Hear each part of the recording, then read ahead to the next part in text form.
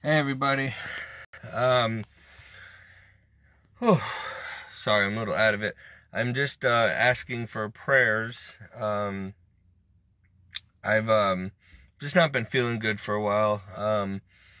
I took myself off of my thyroid meds because it was causing hair to fall out and other health issues and weight gain, which I was trying to lose weight. And at my fattest, I was around 290 pounds sometime when I went into seminary in 2019. I just blew up because she had put me on thyroid meds and levothyroxine. And then when I came off of it, I started losing weight again. In 2020, when I got out of seminary,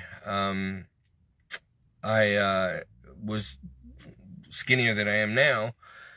And then I ended up gaining a lot of weight again from stress, lack of sleep, and unhealthy eating because I didn't have much money. So I was on a diet of, TV dinners, dollar TV dinners, and McDonald's and whatever I could afford at the time. And again, a lot of stress during the pandemic and stuff. And,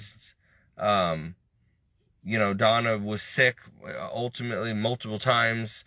Multiple strokes and all that stuff, right? And so that was a lot of stress and lack of sleep, many sleepless nights, which I'm still struggling with.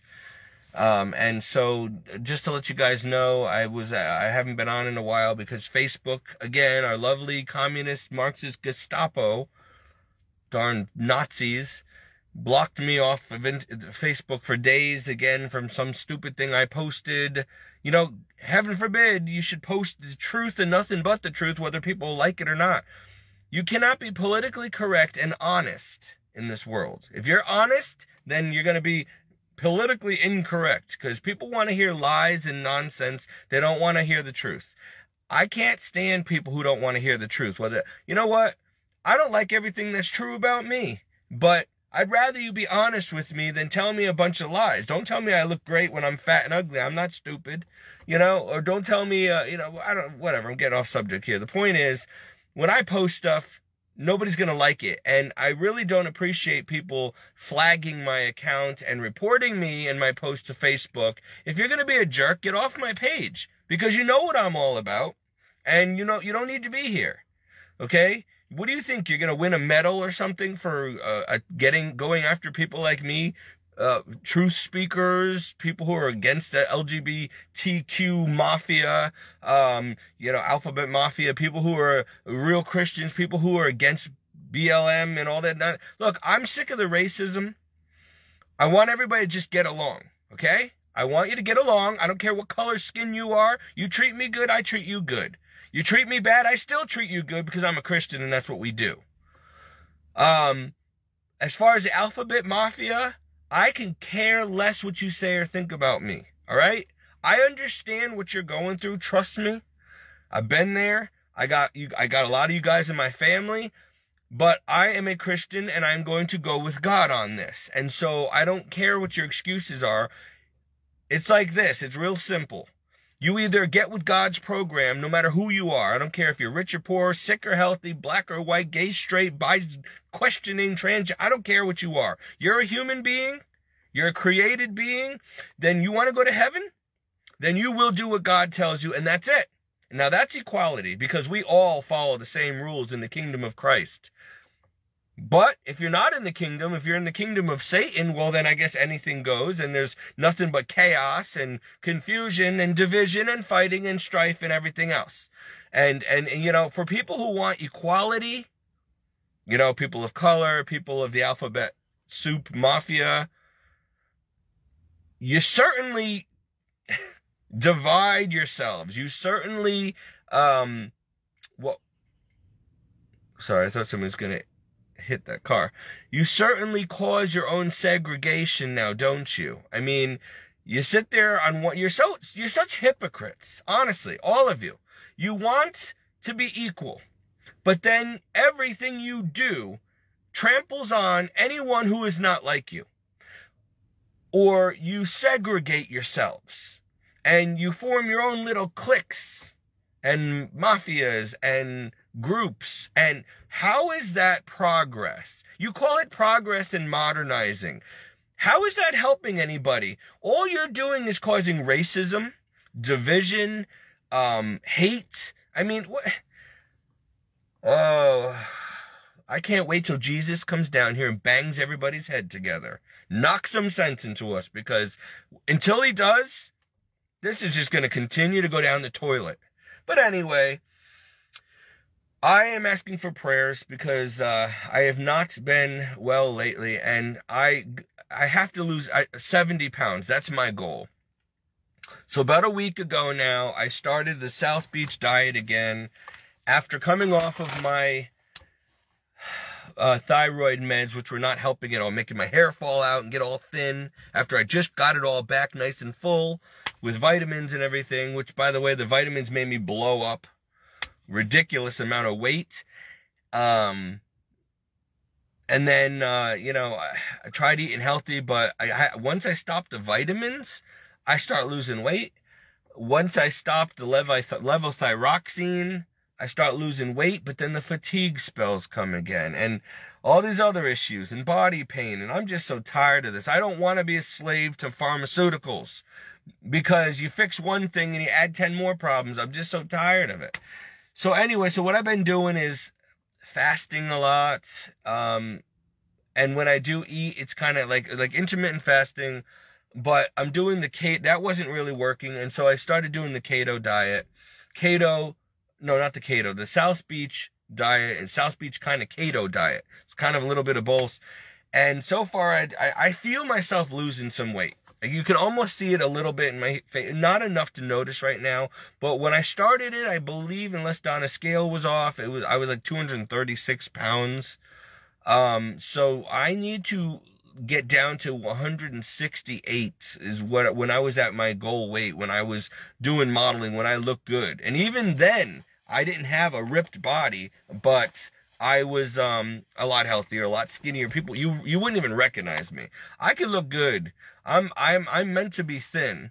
My bone structure, unfortunately, I inherited my dad's, and as soon as I turned 29, 30, I started blowing up. Like, I always had a barrel chest skeleton, big bone structure, even when I was skinny. So that was a precursor to being able to put on a lot of weight and being fat and squatty when you're older.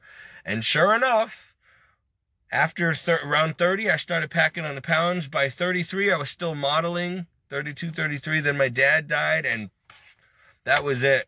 After 34, I just really, the cortisol from stress, the sleepless nights, the poverty, all that stuff just really made my body, the thyroid disease kicked in. I have Hashimoto's thyroiditis, which was also aggravated in 2017 when they did their second surgery on my spinal cord, my cervical spine. They damaged the thyroid. So then that's Hashimoto's thyroiditis from thyroid damage kicked in, and then I just blew up. Not to mention being bedridden for almost 4 months with a neck brace on. That didn't help much either. So anyway, I am trying like heck to naturopathically lose this weight, because my heart was going into congestive heart failure again.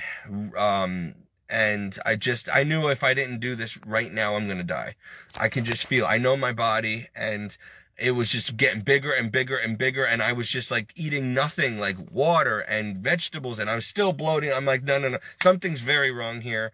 So I started the South Beach diet, which makes you start eating more frequently, but you got to watch what you eat very strictly, and you have to watch, you got to make sure you're not hungry, which is hard on this diet, because what it does is the first couple, well, it's supposed to be the first 2 weeks for phase 1, but now the new science has come out, and the new book has come out like decades later, and the same doctor's saying, okay, 2 months, you have to do phase 1, which is the most difficult phase, for 2 months before you have permanent results where you're really going to start losing weight, because I'm pre-diabetic and I have insulin resistance, right? Which a lot of people have, and they don't realize it. That's why they're gaining weight. And in order to reverse that, You've got to be on a very strict, and we're no sugar at all, no carbs at all, no potatoes, no rice, no bread, no sugar at all. You could use sugar substitutes, no fruits. Now, I love fruit. Now, for months now, I've been just eating nothing but watermelon and blackberries and raspberries and healthy fruit every day for months, and I was still gaining weight, and I'm like, what is it? I'm not even, and just boiled chicken, and it wasn't working. So now I'm starting to see results little by little. I can feel them, but my body's at a war right now, and that's where I need prayer, because I'm not feeling good. The headaches, the sweating, probably because of the thyroid now again and stuff. Like, I'm willing to do this. I don't care if I die. I'm not giving up on this, but my body is rebelling against this diet. It wants carbs, it wants sugar, and this has already been a week into it, and I'm not craving it as much. I'm craving healthier stuff, but you never feel satiated. You're always going to be hungry, and that's the odd thing about this diet, is you're not supposed to feel hungry if you eat as much constantly as they say. Like you're eating 6 times a day, like one breakfast, snack, lunch, a snack, whatever, and they give you a diet plan, and there's all the foods to avoid and all the foods you can eat. And so I'm losing a little bit of weight, but you have to lose the weight around your organs first before you see the exterior weight start coming off. You have to, because when you get as fat as me, right? I look 9 months pregnant. What happens is, by the time it gets that bad, your organs, your heart is covered in fat. Your lungs, your liver is fatty. Your pancreas, I mean, it's disgusting. If you ever did an autopsy, you would look like somebody filled you with spray foam. Like, seriously, and it's not good. And that's why it's toxic. And it starts destroying your organs. You get diabetes, you get thyroid issues, you get all kinds of stuff, cancer, heart failure. I have congestive heart failure. And then you get inflammation of the bones and stuff. And I am just so much pain from the first vertebrae down to my coccyx. It's been bad, and so I've not been able to. I had to go on this diet. Like, this is a war now. Like, literally, for my survival, I know that if I do not drop this weight, I am going to die soon. So I just took it upon myself to do this, and I'm telling you guys now, because I'm hoping that at least in a month we'll see some serious results. In many ways, I'm getting mental energy back and mental clarity back. I'm getting, I can't sleep at night because it's like, I got all this mental and physical energy.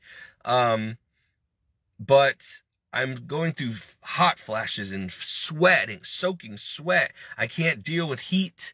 I used to be able to go to 100-degree heat and be fine. Now it's like, if it's 70 or higher, I'm like, it's so hot.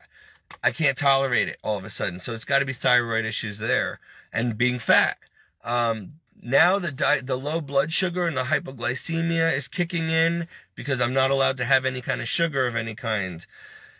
So I just cold turkey just went from eating normal to this strict diet, and now my body is like, so I need prayer, because I just don't feel well. I'm getting aches and pains like you wouldn't believe. I feel like I have a tumor in my head. I feel like I'm gonna just drop. I had to stop all my vitamins as well, because the vitamins and the B vitamins and stuff were causing me to gain weight. So I just stopped everything one night. I said, that's it. Monday, it begins. And the first couple of days were hard. I was very hungry all the time and whatever. By the 3rd or 4th day, I didn't really crave junk food, bread, bagels, any of that stuff anymore, which I really wasn't eating, honestly. I really wasn't. There's no alcohol at all allowed on this diet, which I don't drink really anyway. That messes me up every time I do drink. It causes problems and depression and everything, so I don't need that garbage. So I gotta tell you, like, it's not gonna be easy. So I just need prayer, because I don't know if this is not good for me to do.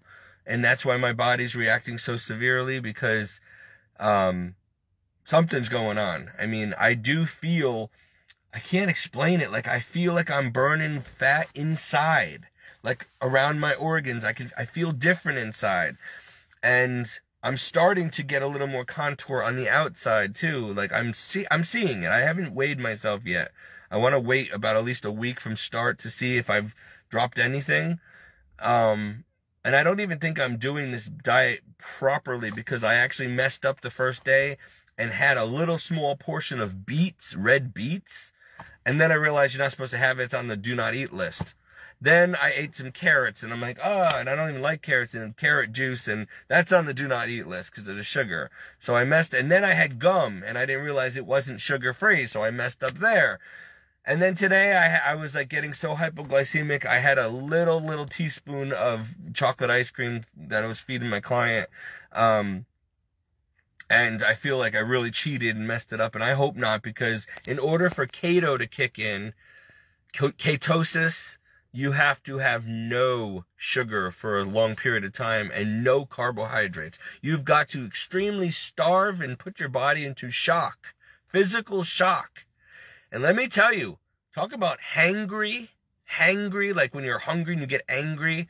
The first couple of days of this, I was like hangry, like, ugh. Now, yesterday I was feeling better, and now today, it's like I'm hungry, but it's almost like you're hungry for something that food is not going to give you. So like I could eat, like today, what did I have for breakfast? Because I didn't follow the actual meal plan. I didn't really have time. I got up late and because I couldn't sleep last night. So I had half an unskinned cucumber. And I had a handful of nuts, mixed nuts, pistachios, whatever. And then I had water with fiber in it, benefiber stuff in it, with a sugar-free lemon stuff to make lemonade. I had... Did I have a cheese? I think I don't know if it was today or yesterday. I had a cheese stick, like a 1% skim milk cheese stick. And then tonight for dinner, I made fish for my patient and some string beans. Well, the fish shrank down so small in the oven that I gave him my piece as well. And I ended up just eating a mound of green string beans. And he's like, oh, you're not eating? I'm like, I can't. There wasn't enough for both of us, and I'll just eat the stupid string beans. You know, so I'm definitely getting my salads and vegetables in every day, more than ever. Eventually you'll crave nothing but healthy food. When I did this in my 20s to lose weight fast for a movie and for a photo shoot, I looked great. I was eating spinach salad every day, and after a while, I didn't want sugar or anything anymore. I did not want carbs. I didn't want bread. And the minute I went back and had a piece of cake or something sweet, I got sick. I'm like, ugh. It's almost like when you quit smoking and then you have a cigarette again, and it's like, it's disgusting. It's like kissing a dirty ashtray, right? You don't want it. But then all of a sudden the addiction kicks back in. Well, that's how it is with food. And people, in my research, this is what I got to tell you. If you're trying to lose weight, we're doing it all wrong. We are literally poisoning our bodies and we're addicted to sugar. What sugar of any form does is it is literally like heroin, or actually no, what's morphine.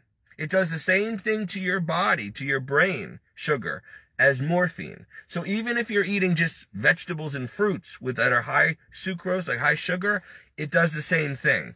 And what sugar does, too much of it will make you gain weight. It will give you diabetes, whatever, no matter what. And so people think, oh, well, how bad could it be eating fruits and berries and sugar and carrots? If you do it too often, yeah, it's actually just as bad as having a piece of cake every day.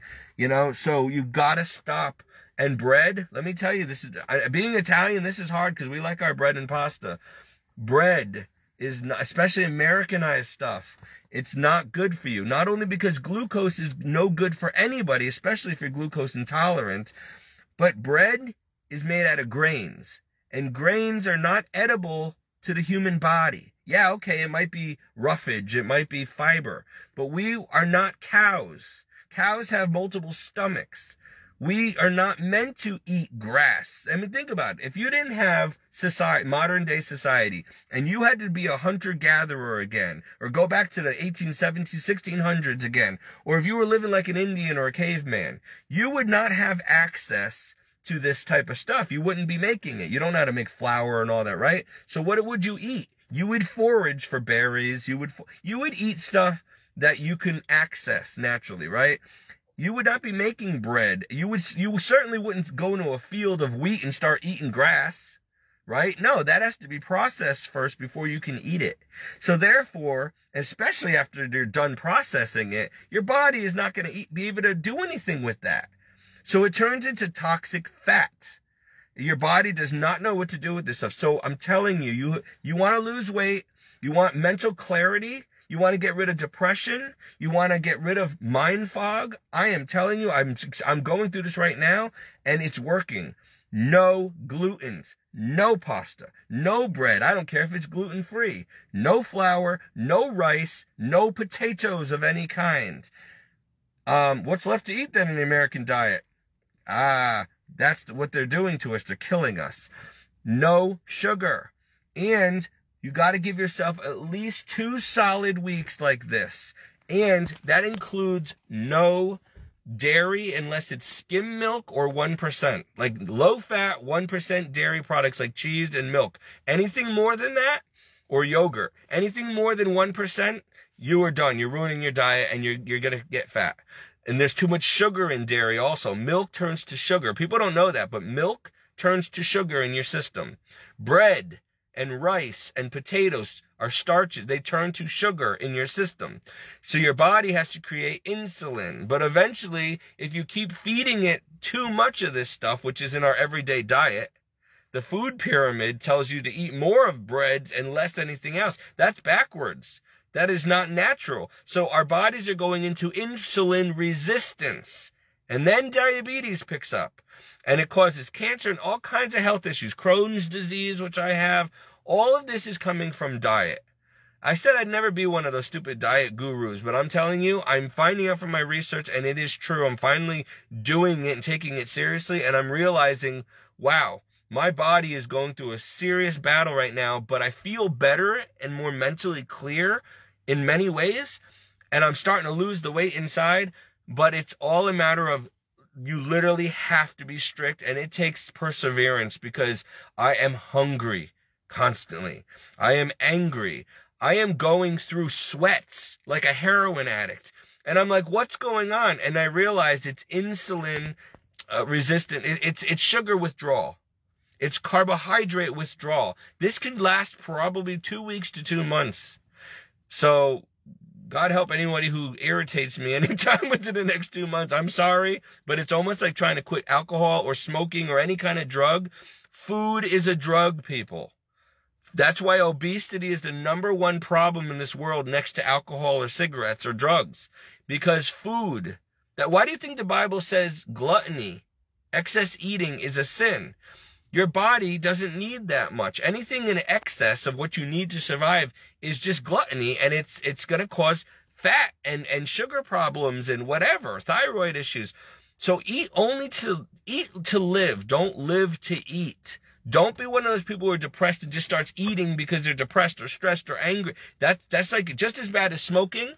That's just as bad as doing alcohol or drugs. You're going to have a vice. You're going to become addicted.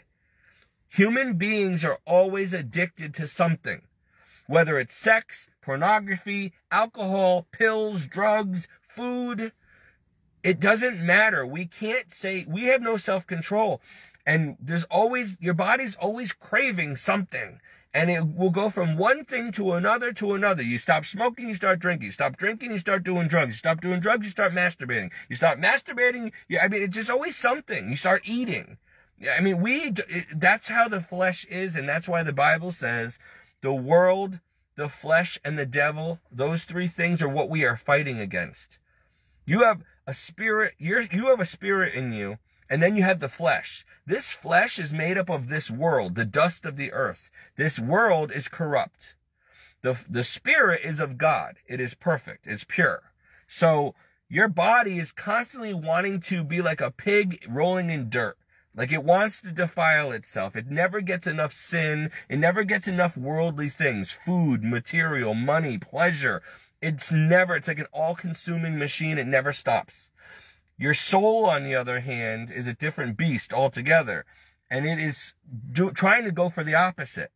Because it's not meant to be permanently down here. It's only here temporary. So you've got to start feeding the soul more than the flesh. Because some people have trouble with food. Some people have trouble with sex. Some people have trouble with alcohol, drugs. It doesn't matter what your sin is, what your vice is, what your addiction is. Sin is addictive. And it comes in many different forms. Some people have foul language, whatever, anger issues. It's addictive. That's why you're having problems stopping. You know, judging other people. It's a bad habit. Habits are addictions. They're vices. Soon as we know this, we have to figure out, okay, how do we get to the root cause of it? It's like this, okay? If you have a rat infestation or a bug infestation, ants in your house, right? It's not enough to just kill the ants. You have to get to the source of the ants. You have to get to the hive. You got to get to the ant hive or the nest. Same thing with rats, anything. You want to get rid of the problem, killing them outside is not going to do it. You need to bring the poison right to the center of the nest. Get them all there. That's the root of the issue. Otherwise, you're just going to keep breeding and putting more out there until you get rid of the nest itself. It's like cancer. You got to get the cancer. It's a tumor. If you leave even a little bit, it will keep growing and spreading through your body. So you got to get it all, and you got to get it at the source, right?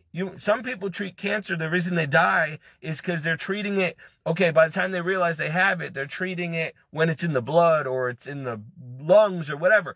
But it started somewhere. And if you can find the source of that cancer, where it actually metastasized first, whether it's a lung, the brain, whatever, you get that source, get rid of it, it'll be easier to get rid of the rest of it. But as long as if you get rid of all the rest of it, but you still have the source there and you haven't gotten the source, it's going to keep sending it out into the body. So we have got to nip these things in the bud. And this, I'm going to try to use this irritability, this insatiable appetite, the hunger pains as penance, because now I understand why Christians fast and do penance. This is when you fast from anything, you're denying yourself, your body, your flesh, what it wants, and it will have a temper tantrum, and it's painful often. Coming off drugs or alcohol is painful, literally, and difficult. Coming off of food, any kind of sin or addiction, it's painful. It's hard for a while. Then you overcome it. But you got to go through the fight and the withdrawals, and that can take weeks. But once you do, you're going to be so happy, and you're never going to want to go back because you don't want to go back into bondage again. It's like trying to escape a prison camp in Korea. If you do, it ain't going to be easy. But when you do, you never want to go back there again. So, I'm in this battle right now, and I'm making a video about diet because I'm realizing the spiritual the spiritual disciplines that are involved in this as well. I literally told the Lord, I'm like, Lord, I cannot do this on my own. I know it seems like it's just a diet, Steve. Lose some weight. Stop eating so much. No, you don't understand. The reason why most diets fail is because this perverted society is poisoning us and pushing things on us that we're not even supposed to be eating in the first place. When I go to Stop and Shop, there is almost nothing I can buy. Nothing I can eat on this diet except for just vegetables and lean meat and chicken. That's it. There's nothing else. 90% of the stuff in this store, nobody should be eating. It's a waste of money. It's unhealthy. It might, satiate you for 5 minutes, an hour, but then you need more and more and more. It's like a drug. This is bull. I'm telling you, if you got rid of 90% of the stuff in these stores that you don't need, there wouldn't be much to buy. You would only have a produce section and maybe a meat section. Honestly, there's all this stuff, 90% of it is cereal, carbohydrates, salt, sugar, garbage. It's poison in many different forms. Don't touch it. Look carefully at what you're eating, please. Please. Because I mean, there's a big difference between eating healthy mushrooms and poisonous mushrooms. And what they're doing is giving you poison under the disguise of a healthy mushroom. Okay? So, like I said, it's not going to be easy. And then once you start losing the weight, it's because you finally reset your insulin resistance. You've reset your diabetes. You've reset your, basically you've restarted your metabolism. Now you got to keep it going. And once you, what keeps people going and makes it more tolerable are the results. When the person finally looks at the, you know, I swear I'm going to take a picture of myself like now, and I'm going to stick it on my mirror.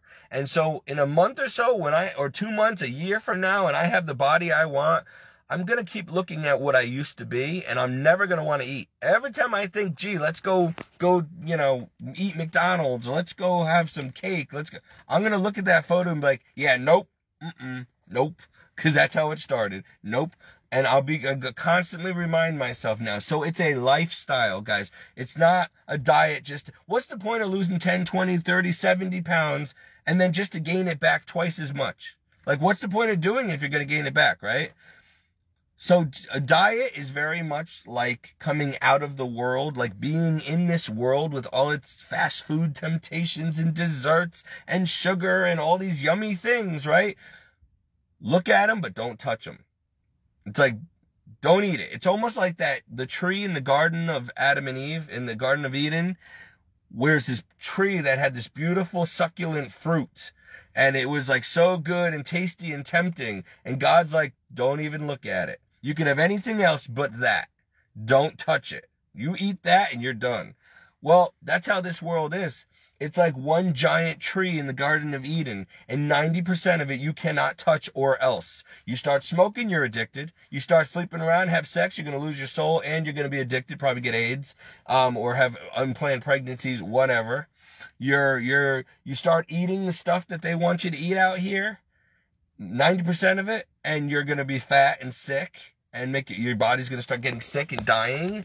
You're going to have all kinds of health problems. It's not worth it. It might taste good. It might look good. It might smell good. Don't touch it. Don't even look at it.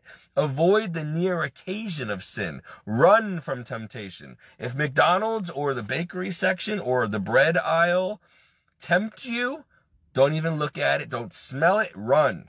Run if that's your problem. If you're trying to get away from alcohol or pills, run from people, places, and things that enable, sell, and encourage that stuff.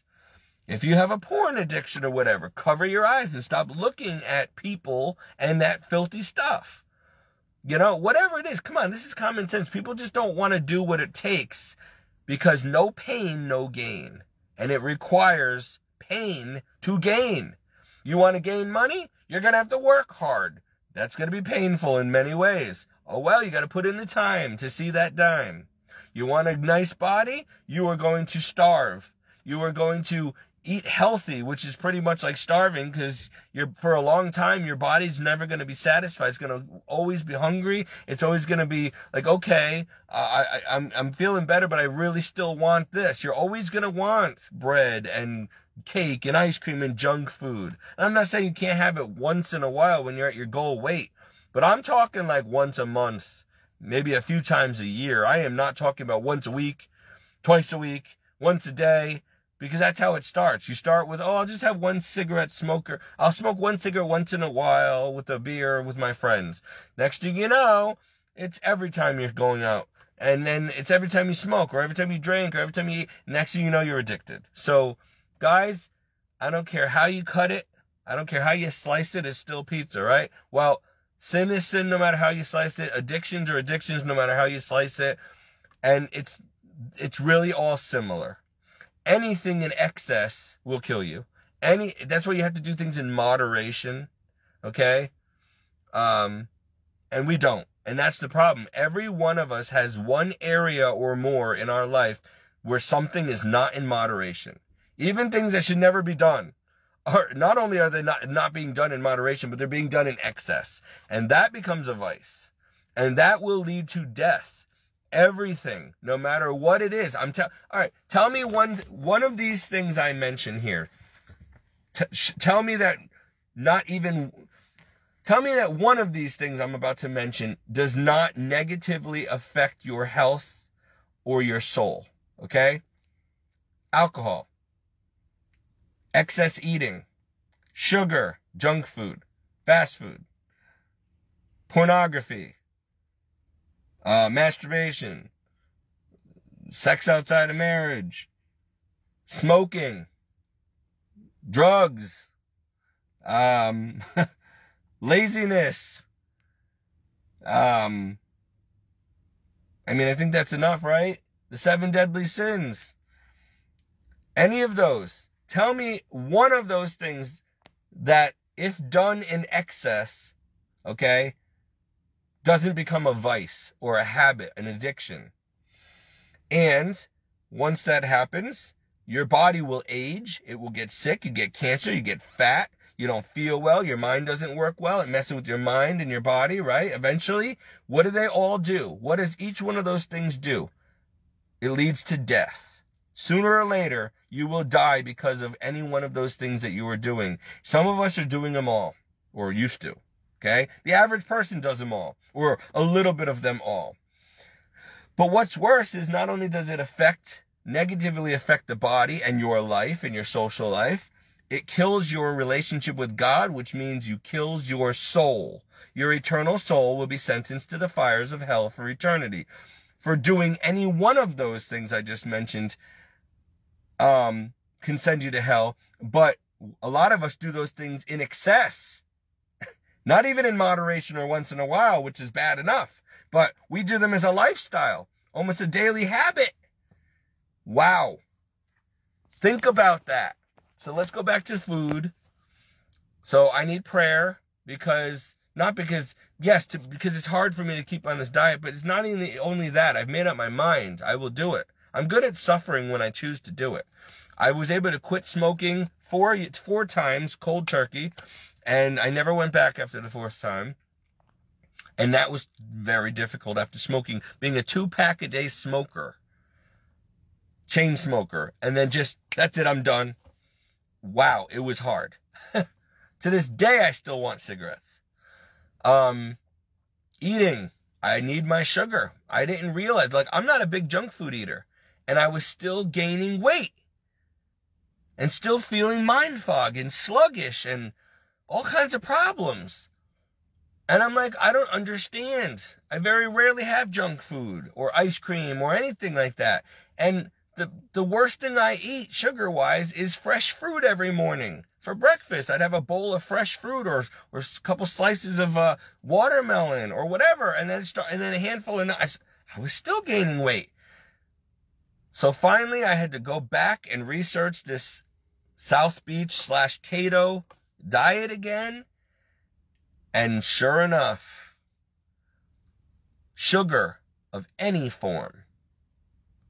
It's okay to have an apple a day or a little bit of fruit after you've already gotten your goal weight. But that's it. You got it in moderation. We're talking, you really do have to, one little slice of watermelon, one banana, or maybe half a banana, one orange, or small, half an orange, stuff like that. You have to, you can't be having fruit salad every day or a whole bunch of berries every day. You really got to watch how many you eat, because that still is sugar. And once it's in your system, your body has to make insulin, and then it starts causing all kinds of problems. Everything kicks in and everything goes out of balance. Okay. Because what insulin is doing, you need sugar. You need a certain amount of natural sugars, just like you need salt. But it's different for each person's body and metabolism. And if you don't know that and you're doing too much, whether you realize it or not, it's throwing your whole body and system out of whack. And that's where health problems start coming. In other words, I'm sorry, God gave us this world to build up and enjoy. But we enjoy things too much, including food and dessert, soda, all that garbage. We enjoy the pleasure of eating. Now, you need to stop that because it becomes an idol. You need to look at food as eat to live, don't live to eat. And I go a step further now. Do not strive to enjoy your food. Because when people eat and they want to enjoy their meal, see, I'm not so picky anymore. But if you're one of those people who are going to be so picky about, I have to like what I'm eating, then that's a problem. Because you're already eating not just to live, but to enjoy. You're going after the pleasure of eating, not the need to eat to survive. And that's where you know you don't have self-control. Okay, yes. I mean, for example, I like lobster, okay? I don't eat it all the time. It's expensive, it's full of cholesterol, and it's actually an insect. So I don't eat it all the time, but do I enjoy it? Yes. But I'm not going to have a lobster sandwich or a salad or every day. Very, very rarely. Do I enjoy cake? Well, yeah. Once in a while you want dessert. I enjoy, anything. I mean, I enjoy steak. I can't have it every day. I enjoy fruits, fruit salad, stuff like that, right? I love fruit, fresh fruit, especially tropical fruit. But if I'm eating it all the time, that becomes a problem. That's because it's no good. I'm enjoying it too much, in other words. Do you ever wonder why Mother Teresa used to put ashes on her food? She didn't even want to enjoy eating a bowl of rice. If she started enjoying something, she didn't want to do it because that could become sinful. She was trying to really live a life of austerity and penance. She's like, I'm eating this only because I have to, and only enough to keep me going, and no more. I do not want to be too worldly or materialistic and enjoy all my food and enjoy everything more than I enjoy God. I want God to be able to say that I love him more than anything or anyone else. Yes, the Lord gave us this beautiful world to build up and enjoy and be good stewards of, which means take care of it, but do not overdo it. You don't go to the beach every day and shirk your duties. You don't overeat food all the time because it's good and it's pleasurable. And let me tell you something about pleasure. Pleasure is all most people live for nowadays. Whatever form it is, whether it's food, the taste, good taste, drinking, the pleasure of that, or entertainment, music, sex, whatever kind of pleasure. Pleasure is a dangerous thing. And I know people are going to hate this, but you've got to be careful, because what pleasure is, it's a drug, which becomes an addiction and a vice and an idol very easily, because any kind of pleasure gets your body going. Your mind starts shooting out endorphins. It gets excited. It's like an adrenaline rush. It's like the same thing as if you do drugs. You get that high and you need more and more and more. So this world teaches us you have to seek pleasure in everything. If you're not having fun all the time, if you're not enjoying everything all the time, you're not living. That is nonsense, because that is the biggest trick of the devil. Make everything enjoyable and pleasurable so that people will not want to do anything that's not enjoyable or pleasurable. So what happens? You don't do anything you don't like anymore, which is pretty much everything. People don't even want to go to work anymore. They're just lazy because it's not pleasurable. They don't have self-control or discipline anymore. So they get fat and lazy, or they get diseases, or have abortions and stuff because they're sleeping around, because they want pleasure, but they have no discipline to say, okay, it's pleasurable, but I'm going to say no. They have no self-restraint. Why? Because your body gets so used to and addicted to sin, to pleasure, that it's like sugar. It's like overeating. It's like any kind of drug. Your body needs it after a while. It becomes an addiction. So whatever your vice is, it's usually because that's what brings you pleasure. And so whether it's sex or drugs or smoke, whatever it is, eating, you need to stop. If you like it too much, that's your problem, and that's your biggest sin, and that's your vice. It's controlling you. Your body is craving it now, and you need more and more and more of that thing. What does the Bible tell us to do? Detach from these things and make God your pleasure. Your joy must be in the Lord, and I'm finally right now understanding what he means by that. I kept saying, Lord, I'm not a joyful person. What do you mean my joy must be in the Lord? Joy of the Lord, joy of the Lord. I don't have joy. I'm a miserable person. You know that. I'm not happy all the time. I'm miserable.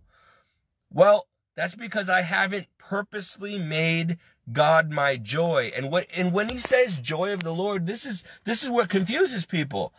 It's not joy in the way the world sees joy, like the same kind of joy you get when you're eating dessert or having sex or drugs. No, it's a joy that's a different kind. It's an agape love, like different kind of supernatural joy. And in other words, you're not going to have the same necessary endorphin rush or serotonin surge from this kind of joy. You're not going to have the same kind of joy as you get out of drinking, drugs, sex, pleasure. It's not that kind of joy. It's a joy that is more important than all those kind of temporary, superficial joys. But it's a joy like in other words, what it means is make God your joy. Turn away from all those other things. Don't do them anymore if you can. Then you'll start enjoying God. It's hard because you can't see him all the time or feel him or talk to him all the time. But you have got to say, okay, Lord, I'm going to choose to love you more than all of these other things which come so easy. I mean, I could probably enjoy having a bowl of ice cream more than I enjoy the Lord very easily. Why? Because it tastes good. And, but what is it going to do? Make me fat and sick and give me diabetes. So right there's your first clue. It's not healthy. God is healthy. God, when you make God the center of your life, your joy, your reason for living, you only want to love him and know him and serve him and please him, then everything else falls aside. And everything else is not important anymore. And the good thing about that is, God, when you really make God your portion, your center, the most important thing to you, no bad thing can ever happen. No bad result is going to happen. If I eat too much ice cream or whatever, I'm going to get sick and fat. But with God, you can never have too much of God. You'll never get sick. You'll never get sick and unhealthy and die from having too much God. See, that you'll only have life. You'll get healthier mentally, spiritually, physically, not the opposite. So that's how you know God, you need more than anything else, more than air to breathe. But if you do not have him, then everything you have is going to make you sick, basically, because it comes from this world. And this world is run by the devil. This world is fallen nature. It's sinful in its own. The world is corrupt. And you and I, our body comes from a corrupt world. We're born into corruption. Then we're washed by baptism from original sin passed down from Adam and Eve and our parents. But you're still in a dirty world. You're still living in a sewer down here. Don't forget it. It might look good, but in God's eyes, this is a filthy swamp, a filthy sewer. And it stinks. And if you start living like this world and get too much like the world and do too many worldly things, you're going to stink. You're going to turn into a piece of garbage. That's what's going to happen. Your soul will shrink and die, and your flesh will get fat and disgusting and unhealthy, and you will start looking like your environment. Why do people get sick and fat and cancer and all these things? Because they are too worldly. There's too much in the world. They're not just in the world.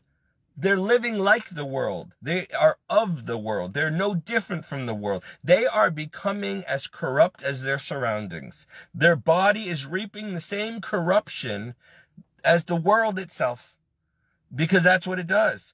So that's why Jesus says, just be in the world, but do not be of it. Be in the kingdom, be of the Spirit, grow in the Spirit.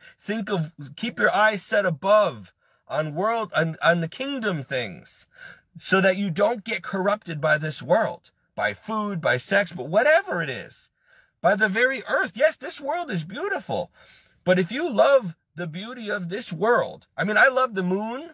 I love beautiful stars. I love the sunrise and the sunset. And God, this is a gorgeous planet God gave us to enjoy. But if I start enjoying this world more than I enjoy God, I'm in trouble. I'm going to go to hell. That's called idolatry. That's called loving the world more than God. And what did he say? I'm a jealous God. You shall not have any gods before me. I must be first. You must love me more than you love yourself.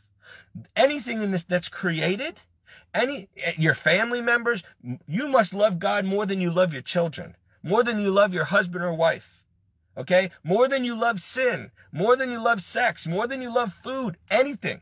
Anything you put before God is an idol. Anything, and it will reap destruction in your body. And I only wish that I really not only knew this when I was young, but that I lived according to it. Because I haven't for 42 years for the most part. And now my body is sick and racked with pain and fat and all kinds of health issues. That's from sin. People don't even realize that even if they're not trying to sin or they don't recognize that they're sinning, it's going to have an effect on your body. You're going to age fast. You will die. And we all die. But the people back in the Bible who didn't live in a corrupt world and generation like we do now, they lived for hundreds of years. Hundreds of years. Noah was in his hundreds and he's still walking up mountains without a cane. Think about that. People are in their hundreds having babies with their wives. Now, I mean, you're barren at 30. It's like because of sin. Because we don't even recognize sin anymore because it's become part of the air we breathe. It is everywhere. Everything is toxic now. Everything. Everything you eat is poison. Literally and figuratively. And especially spiritually. I don't care how good something is in the world. Spiritually, it is toxic. Is it of God? Then it's toxic. Does God allow it? Then it's toxic. You know, people don't want to believe that. But like I said, that's because your mind is wrong. It's not on God. You haven't understood this yet. You are not here to be here forever. You are passing through. You are just a traveler here. Do not get too comfortable down here. This is just a journey, not the destination. So that's why you're not supposed to get too comfortable and happy down here. It's temporary. If you do that, it will trap you. It's like a prison cell. But if you just keep on moving towards God, you can navigate this world and get up to heaven.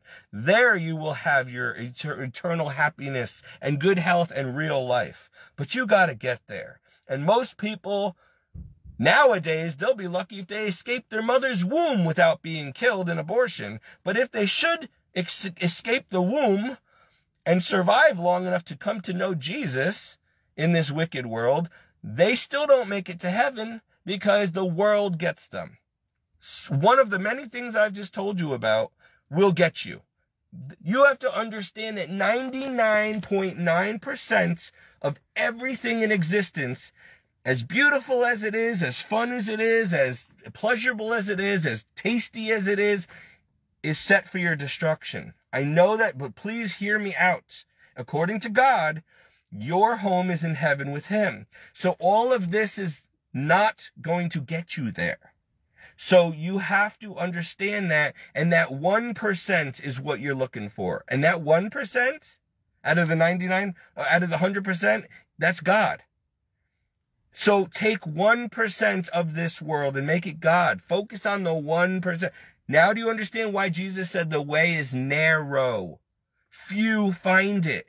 We're focused on the 99% of life, not on the 1% that matters. God. You set your mind on that 1% and everything will fall into place. You set yourself on the 99 because it's more abundant. It's everywhere. I mean, look, where's God right now? I can't see him. I can't hear him. I can't smell him, right? I can't feel him, but I know he's there. He's actually outside of all this and in it at the same time, and he's in me. But all I see is the 99% around me. And that's what gets you. Do not fall for the trap. I will put it this way, and I got to get back to work. You are living in a labyrinth, a maze, and you got to get from point A to point B, heaven. And most people don't make it through the maze. It's too hard, it's too long, it's too tempting, or they just get comfortable, and somewhere during their travel through the maze, they get too lukewarm and they end up, oh, let me just build a house now and focus on, and they settle down. They stop becoming a traveler and they get become permanent. They become part of the maze, part of their environments. No good. Keep on moving. Why do you think Christians have to always be ready to hear the Lord and get up and move at his command? You might get settled down and buy a nice house and start having kids and a wife in one area of the world and say, oh, I love it here, whatever. I love the house. Thank you, Lord. Next thing you know, the Lord's like, I need you to go to Alaska.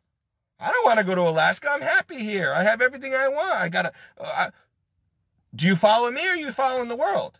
It's not about you. Get up, sell your stuff, and go to Alaska. But Lord, it's cold. Go to Alaska. That's my plan for you. Go there. You want to follow me? Go where I send you. You have to be ready. The Lord giveth, the Lord taketh away. Today I'm driving a beautiful car, which is a blessing from the Lord, literally a miracle. Tomorrow he might take it away from me and I might be driving a piece of junk again. Hey, I got to be willing to let go. Sometimes God will give you beautiful things. It's a test. And then say, okay, now hand it over or give it to someone else. But Lord, I like you too much. Well, then you don't love me enough. You need to be able to part with anything. I want you to have nice things in this life, but I do not want you to be attached to them. I don't want you to get affections towards them. They must mean nothing to you. And see, another thing I'm hearing right now is the same thing with money. A lot of people don't understand why they're so poor. When you walk with the Lord, it don't matter if you're rich or poor, because you're going to have all your needs met. He will do it if you put him first. You might not have everything. You might not have a Mercedes and a mansion and be able to go on vacation, but you'll have a bed to sleep in. You'll have heat when you need it. You'll have food. You'll have your necessities. Why does he only give you necessities only for the most part? Because some people get distracted if they have too much. They become too worldly and their focus goes on God and not on those things and not on him. And they lose their soul. God don't want to lose your soul. So he knows better than to give you more than you can handle. But like for someone like me, I've had beautiful sports cars. I've had nothing. I've had poverty. I've had wealth. I've had beautiful homes. I'm now living with someone else in a bad home. Doesn't matter because I've always had what I need to survive. And why? Because I'm putting God first. And so I am not here for myself to enjoy my life. I am here to enjoy God and to live for him and to serve him and others. So therefore, because that's what a Christian does, a real Christian. And so therefore, it doesn't matter if I live in wealth or I don't. I still serve the Lord and I'm happy.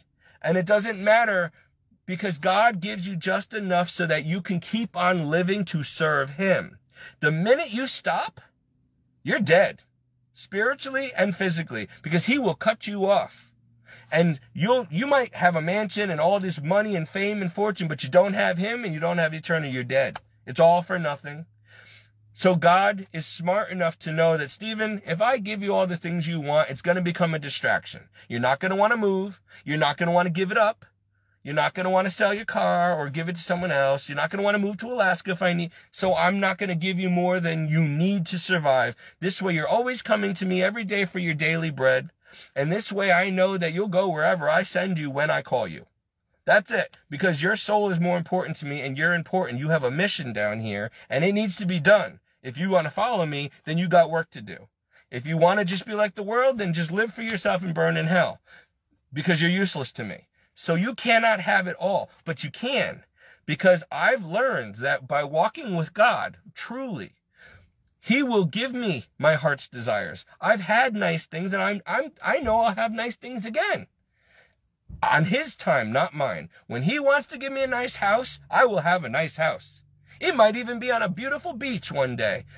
Because he knows he can trust me that, okay, Steve, this is a season. I'm going to give you that house right now, but I still want you not to be distracted by it. You still must preach. You still must teach. You must do my work. The minute you stop, I'm taking that away.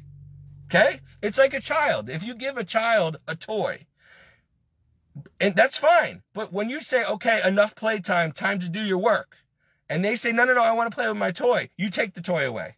They're going to have a temper tantrum, but that's how you train your kid. You can't just let the kid play all day. They got responsibilities. There's time for school. There's time for prayer. There's time for chores. They can't just play all day. You didn't give them the toy so they could be lazy and play all day. You gave it to them for a season, for a time. So that's how so God don't care.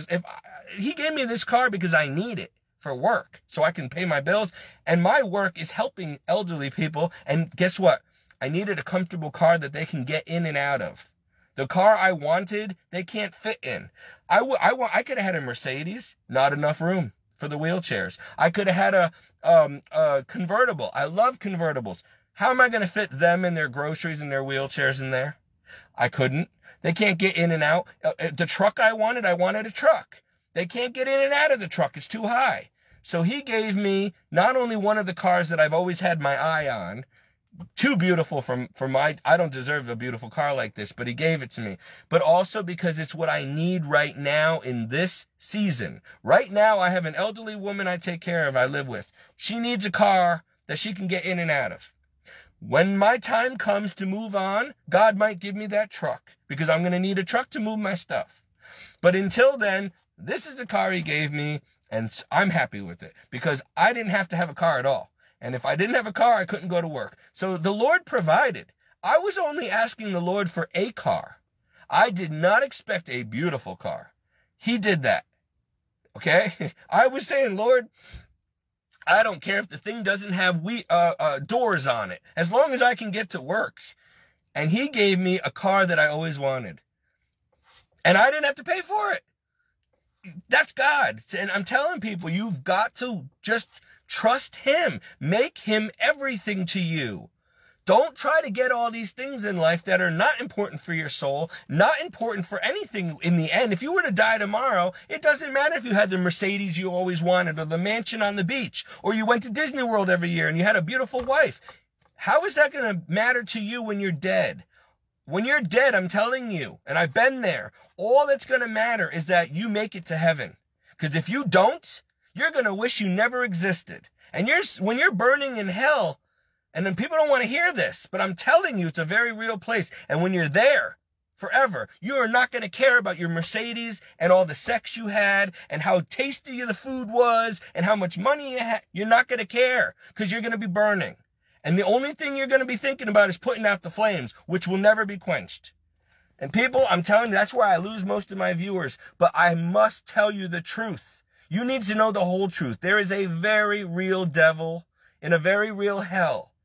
And I don't like it either. I was asking the Lord today, I said, Lord, why don't you, if you already know that people's end from their beginning, if you know that a person's going to end up in hell, why don't you just have them miscarried? Why don't you let them get aborted? Why would you want them to live a life of sin and then burn?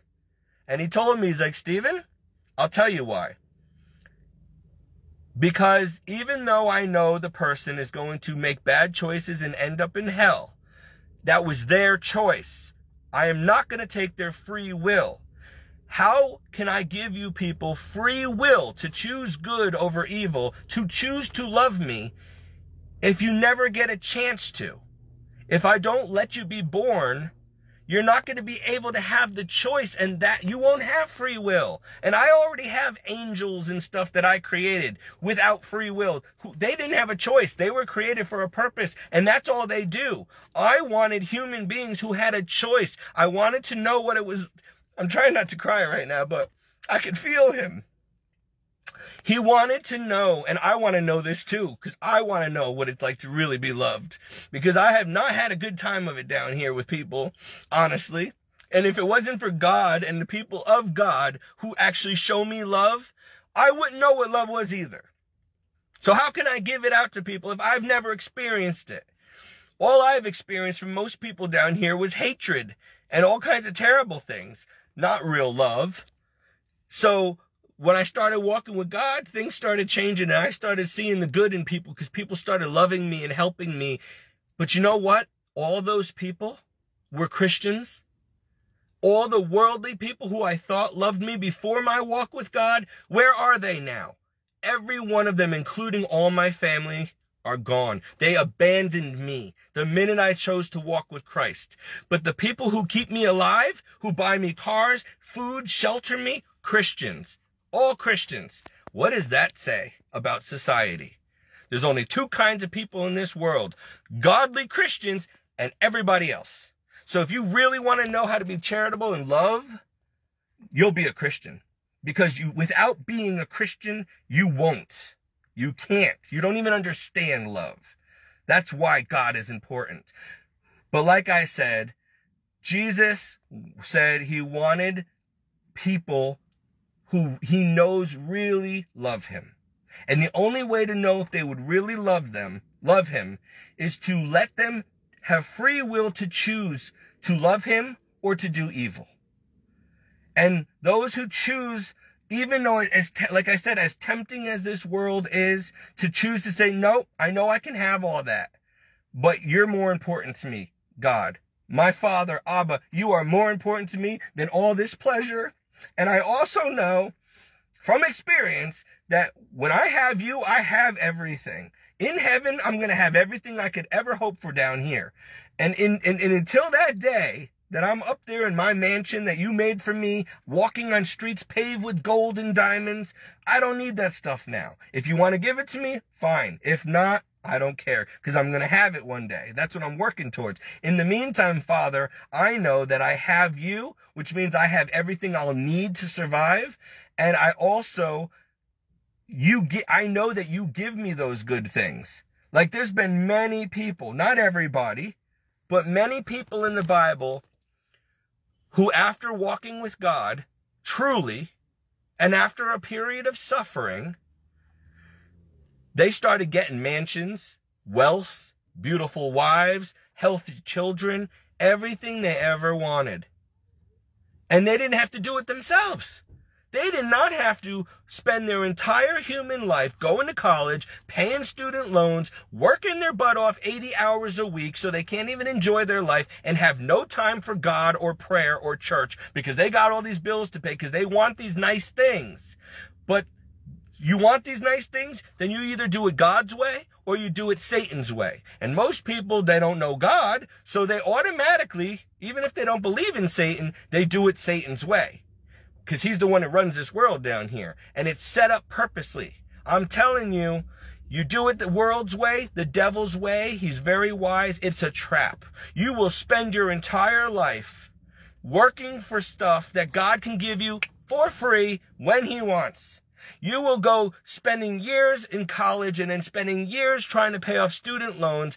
And even if you have a wife and kids and a good job, by the time you're able to enjoy your family and the house you work so hard for, you're already sick and decrepit and you can't even enjoy it. Your kids are growing up, too late. You can't even get up the stairs anymore. You got to go to a smaller place now because you can't even get up the stairs. I mean, do you see the trap? It looks appealing. It's like, hey, get this credit card right now. It's unlimited. And then you start spending and now the bill comes in. You're like, oops, was it worth it? Nope, too late. Bankruptcy. Everything's ruined. Oh, I got this house now. Oh, I got all these things. How many superstars, how many actors, how many people win the lottery? They go and immediately buy mansions and all this stuff. Oh, I have the money. Look at that. And then they go bankrupt and they owe a lot of taxes. And guess what? They end up in poverty. They lose everything because they really overspent and they thought they were going to get away with paying taxes. The taxes are that little hidden thing that comes and gets you later on that you forgot about when you bought that expensive car or a house. You always got to pay Satan. See, that's where taxes come from. Why do you think tax collectors are not really... God's not happy with tax collectors. That's Satan. Okay, you got to give unto Caesar or Satan what is Satan's. Give unto God what is God's first, and then give unto Caesar what is Caesar's. Caesar only takes your taxes, your hard-earned money that don't belong to him. He didn't work for it. He don't deserve it. He don't need it. He does that so you never have enough. And even when you do, bam, he slams all these taxes on you. And now you're in poverty again. It's a trap. I would rather stay in poverty and have the Lord and have all my needs met. And when I ask God for a bottle of water, he gives me an ocean. I don't need to work hard for a Poland Spring truck. God gives it to me because I'm his child, and any good parent wants to lavish good gifts on their children. Like the Bible says, like Jesus said, if your son or daughter asks you for a loaf of bread, are you going to give them a stone? If they ask you for a fish, are you going to give them a snake? Well, any good parent knows how to give their kids good gifts, even if they're evil. So how much more does your holy Heavenly Father know how to give good gifts?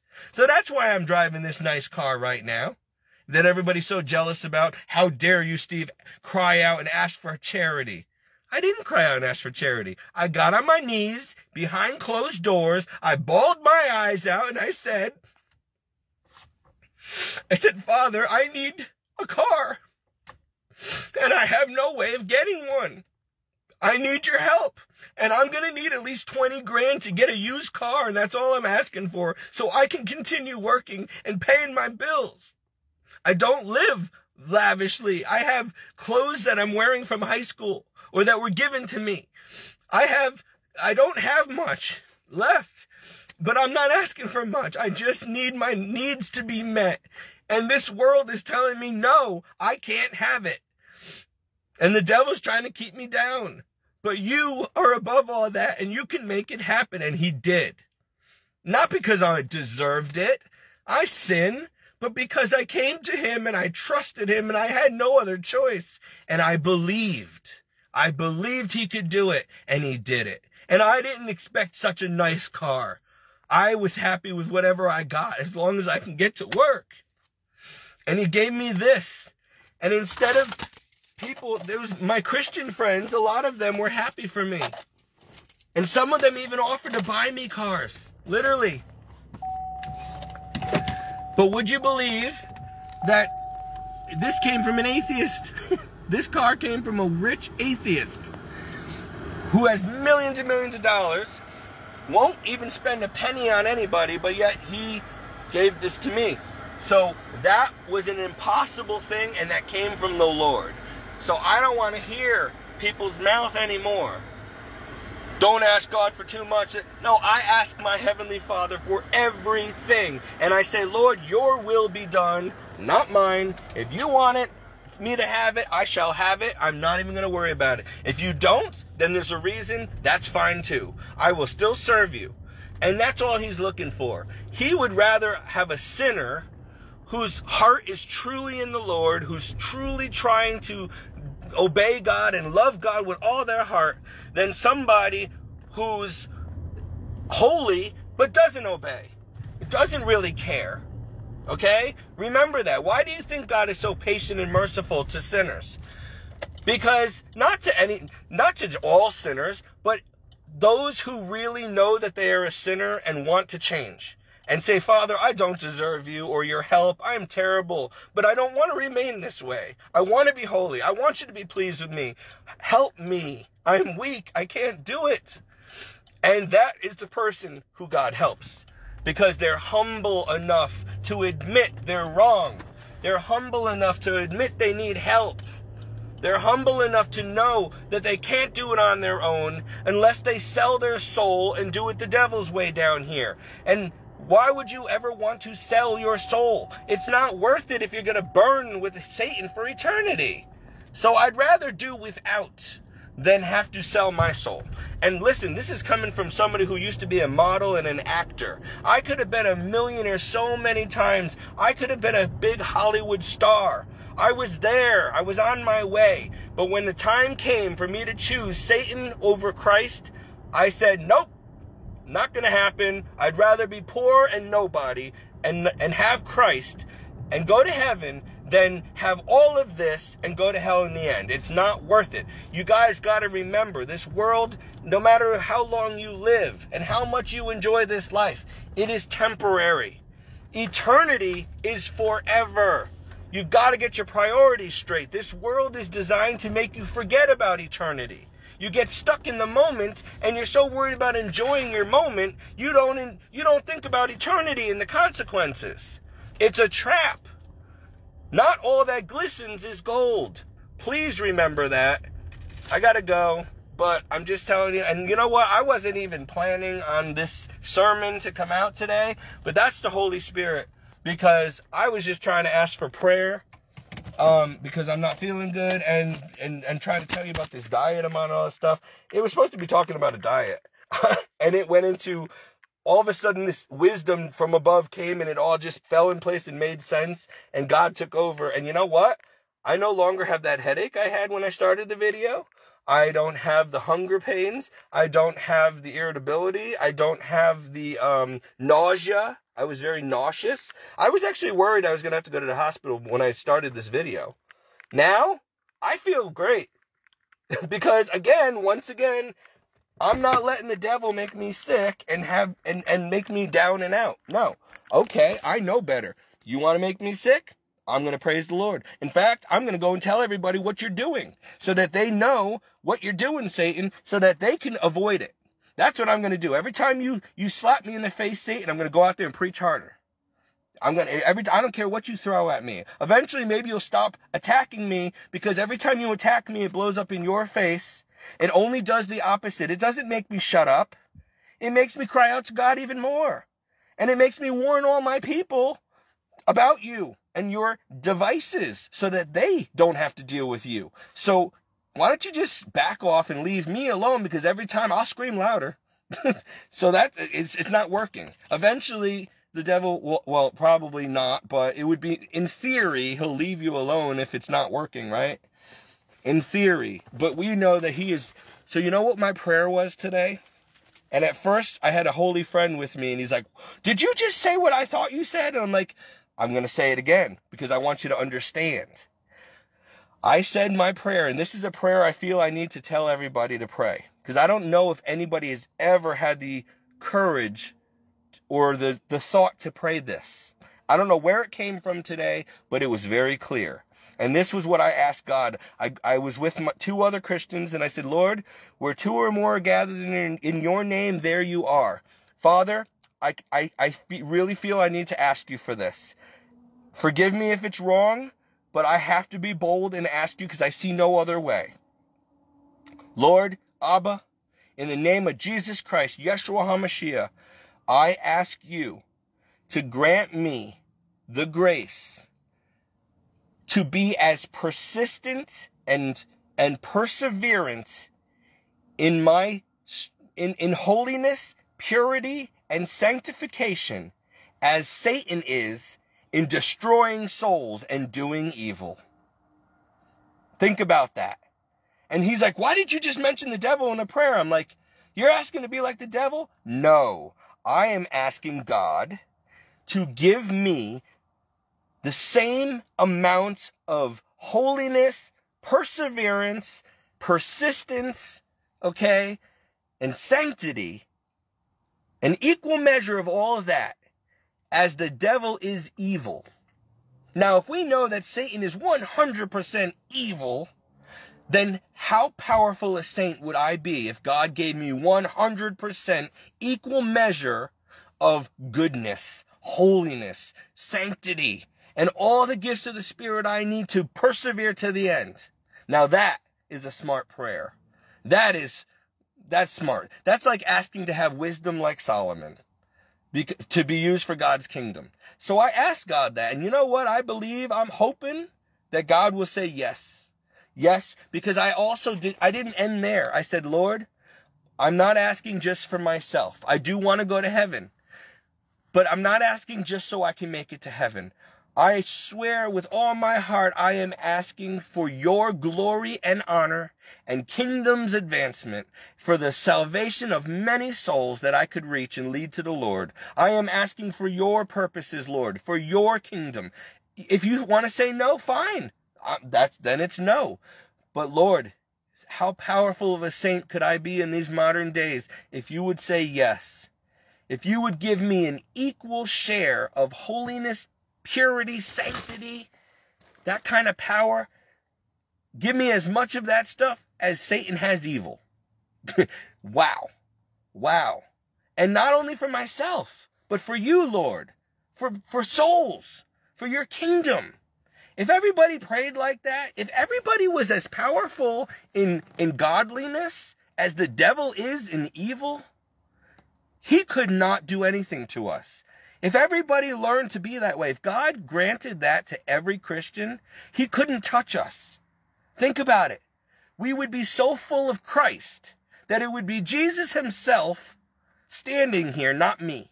And Satan can't touch Jesus, can he? No, he will run. He fears him. He's no match for Almighty God.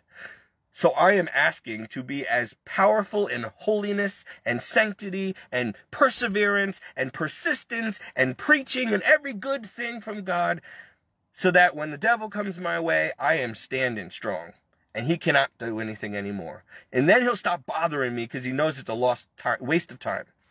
So I leave it up to the Lord. And if the Lord wants to give that to me, he will. If not, then maybe I'm asking for the wrong reasons, like pride or something. But I don't think so, because I know that pride is a very bad sin, and I don't want that. I don't want anything Jesus don't want me to have. If he wants me to have it, I want it. If he don't want me to have it, fine. Fine. I am here to serve him. I live for him. I was created for him. I get it. And I said yes. That is the question that God poses all mankind. Will you surrender completely to me and live only for me, as my slave and servant and child? Or do you want to live for yourself? If you want to live for yourself, fine. That's your free will. I'll let you have it. But remember, that's what Satan wanted. You'll be a child of his. Or you can choose to be like my son Jesus and give all to me. And you will be thankful for all eternity. So what are you going to be? That's all I ask. And so I said, Lord, well, obviously, you're the way, the truth, and the life. I can't go to heaven and enjoy life at all or eternity without you, right? So what choice have I? Steve, you have all the choice. I'm giving you the choice. Well, I'm choosing you, Jesus. I'm choosing you. And you know what? I still don't regret it. It has not been an easy road for me at all. But I'm telling you, I do not regret it. So I got to go because I got to get all these groceries in the house for my client. And then I got to get off work. But God bless you all. Please pray for me. Pray that I make it to heaven, first of all, and that I keep persevere to the end. Because it's not easy, and I'm telling you, that's why I ask for help. I cannot do this on my own. I know that. I am pathetically weak. I'm not even worthy to preach to you people. I'm not a saint. I have my vices. I'm trying to be holy, but I am not there yet. So, but if I have to wait until I'm perfect to do this, I'm not going to be able to do this because I'm going to be dead and in heaven already. So how can I help you guys if I'm already out of here? So let's do this together, you know? Let's just keep edifying and encouraging each other and praying for each other, and we'll make it. God bless.